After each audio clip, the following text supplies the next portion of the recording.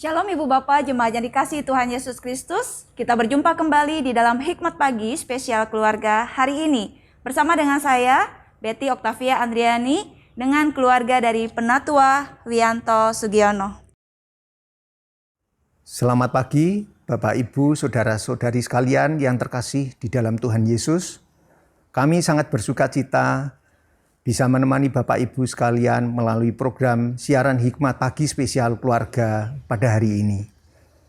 Saya bersama istri dan kedua anak kami akan menemani Bapak Ibu sekalian di dalam renungan firman Tuhan program Hikmat Pagi pada hari ini. Kita akan mengawali dengan berdoa lebih dahulu. Mari kita berdoa. Bapa yang baik, kami mengucap syukur dan terima kasih jika boleh melewati tidur yang nyenyak sepanjang malam tadi. Dan pagi hari ini Engkau telah anugerahkan hari yang baru untuk kami menjalaninya. Mohon tuntunan Tuhan menyertai kami dengan semangat yang baru, dengan kekuatan yang baru, kami boleh melakukan segala aktivitas kami dengan baik. Ya Bapa, kami akan mengawali dengan membaca dan merenungkan sebagian dari firman Tuhan. Mohon kiranya Tuhan sertai Ibu Betty yang akan menyampaikan kebenaran firman-Mu, agar firman-Mu dapat disampaikan dengan baik, sehingga kami semua boleh mengerti akan isi hati Tuhan di dalam kehidupan kami. Terima kasih ya Bapa. Hanya di dalam nama Tuhan kami Yesus Kristus, kami berdoa dan mengucap syukur. Amin. Judul renungan saat ini adalah hormat, dan nas Alkitab yang mendasarinya terambil dari kitab Markus pasal 14 ayat 3-9 yang berbunyi demikian. Ketika Yesus berada di Betania, di rumah Simon si kusta dan sedang duduk makan, datanglah seorang perempuan membawa suatu buli-buli pualam berisi minyak narwastu murni yang mahal harganya. Setelah dipecahkannya leher buli-buli itu, dicurahkannya minyak itu ke atas kepala Yesus. Ada orang yang menjadi gusar dan berkata seorang kepada yang lain, "Untuk apa pemborosan minyak narwastu ini? Sebab minyak ini dapat dijual 300 dinar lebih dan uangnya dapat diberikan kepada orang-orang miskin." Lalu mereka memarahi perempuan itu. Tetapi Yesus berkata, "Biarkanlah dia, mengapa kamu menyusahkan dia? Ia telah melakukan suatu perbuatan yang baik kepadaku. Karena orang-orang miskin selalu ada padamu, dan kamu dapat menolong mereka bila mana kamu menghendakinya. Tetapi aku tidak akan selalu bersama-sama kamu." Ia telah melakukan apa yang dapat dilakukannya. Tubuhku telah diminyakinya sebagai persiapan untuk penguburanku. Aku berkata kepadamu, sesungguhnya di mana saja Injil diberitakan di seluruh dunia, apa yang dilakukannya ini akan disebut juga untuk mengingat dia. Demikianlah firman Tuhan. Syukur kepada Allah. Pada zaman dahulu, seorang raja memutuskan untuk menemukan dan memberi penghargaan kepada seseorang yang paling dihormati di wilayahnya. Dibawalah kepada raja berbagai macam orang. Ada orang yang paling kaya dan makmur, ada orang yang paling sukses, ada orang paling pintar, ada orang paling pandai menyembuhkan, ada orang paling tekun. Begitu banyak orang-orang sukses yang dibawa ke istana. Raja menjadi sulit untuk memilih yang paling terhormat di antara mereka. Akhirnya, calon terakhir dibawa seorang penasehatnya. Calon ini tidak pernah mendaftarkan diri, sehingga namanya tidak pernah dibaca raja. Untunglah, raja mau meluangkan waktu untuk menilai peserta ini. Ia adalah seorang perempuan tua. Rambutnya sudah beruban. Jalannya pun sudah tertatih-tatih. Tubuhnya sudah bongkok. Bajunya biasa saja. Sungguh penampilannya tidak menunjukkan kemegahan orang terhormat. Namun sinar matanya memancarkan cahaya kebijaksanaan, pengertian, dan cinta. "Siapakah ia ini?" tanya sang raja. "Apa yang telah ia lakukan? Mengapa ia dicalonkan sebagai orang terhormat?" Yang Mulia telah melihat dan mendengar semua orang lainnya, kata penasehatnya. Dia inilah guru mereka. Seluruh hadirin bertepuk tangan meriah. Di hadapan mereka telah berdiri seorang terhormat. Ia yang telah mengabdikan diri untuk mendidik dan mengajar tentang arti cinta, ketekunan, dan kerendahan hati.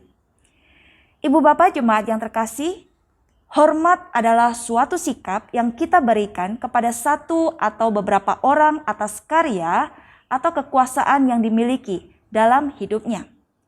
Karya atau kekuasaan orang yang kita hormati itu tampak begitu hebat sehingga membuat kita mungkin takjub dan kagum kepadanya. Ketika kita menghormati seseorang, kita akan menunjukkan rasa hormat itu dengan tunduk dan taat kepadanya. Rasa hormat tersebut juga dapat membuat kita ingin memberikan yang terbaik dari yang kita miliki sebagai tanda penghormatan. Ketika Tuhan Yesus sedang berada di Betania, ada seorang perempuan yang begitu hormat kepada Yesus. Mungkin perempuan itu sudah pernah melihat, mengalami, atau mendengar cerita tentang karya hidup Yesus. Perempuan itu ingin mengungkapkan rasa hormatnya kepada Yesus. Penghormatannya diwujudkan dengan cara mengurapi kepala Yesus dengan minyak narwastu murni yang mahal harganya. Perempuan itu tidak merasa rugi memberikan minyak narwastu murni itu untuk Yesus. Rasa hormat perempuan itu membuat ia ingin memberikan harta yang terbaik miliknya. Bagi perempuan itu, karya hidup Yesus lebih besar dan lebih berharga dari harga minyak narwastu. Sungguh, perempuan itu ingin mengungkapkan rasa hormat yang ada dari kedalaman hatinya. Ibu bapak jemaat yang terkasih, orang dihormati bukan karena besarnya kekayaan yang dimiliki atau tingginya pangkat yang diperoleh. Orang dihormati karena karyanya yang sangat luar biasa dan bermanfaat bagi kehidupan manusia. Apalah arti kekayaan jika diperoleh dengan cara merampas dari orang-orang yang miskin? Apalah arti pangkat dan kekuasaan kalau ternyata digunakan untuk menindas yang lemah? Belajar menghormati orang yang patut mendapat hormat dan belajar untuk menjadi orang yang terhormat adalah sebuah karakter yang seharusnya ditanamkan dalam diri setiap orang percaya. Kehormatan tidak datang dengan sendirinya, melainkan merupakan suatu usaha yang dipupuk sejak kanak-kanak dan tetap dipertahankan sampai tua. Belajar menghormati sesama manusia yang terlihat akan membantu kita menghormati Allah sekalipun tak nampak. Amin. Bapak Ibu yang terkasih, kiranya kita didapati Tuhan sebagai pribadi-pribadi Kristiani yang saling menghormati satu sama lain, terutama orang yang lebih tua terhadap kita, entah itu terhadap perbuatan dan perlakuan kita sehari-hari. Mari kita berdoa. Tuhan, terima kasih atas berkat-Mu pagi ini, dan melalui renungan hikmat pagi hari ini, Engkau telah mengajarkan kami terhadap hormat. Kiranya melalui hormat ini kami dapat belajar lebih untuk menghormati orang-orang sesama kami, bukan yang seumuran saja, tetapi terhadap orang yang lebih tua terhadap kami, entah itu di dalam perkataan dan perbuatan kami sehari-hari. Terima kasih Tuhan, di dalam nama Tuhan Yesus kami sudah berdoa dan mengucap syukur. Amin.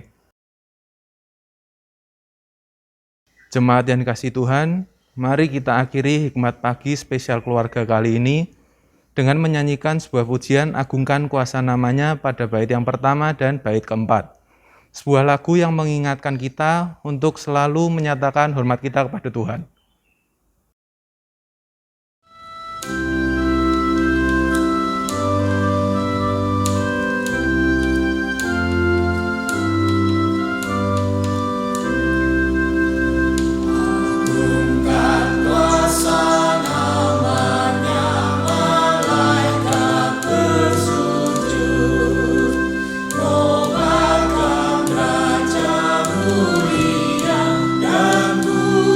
Puji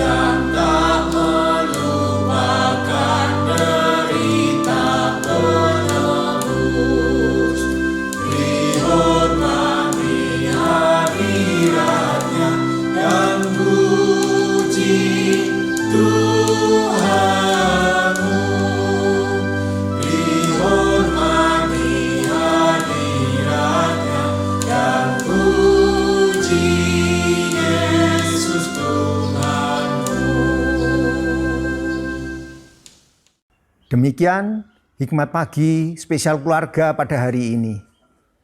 Selamat beraktivitas. Tuhan Yesus memberkati.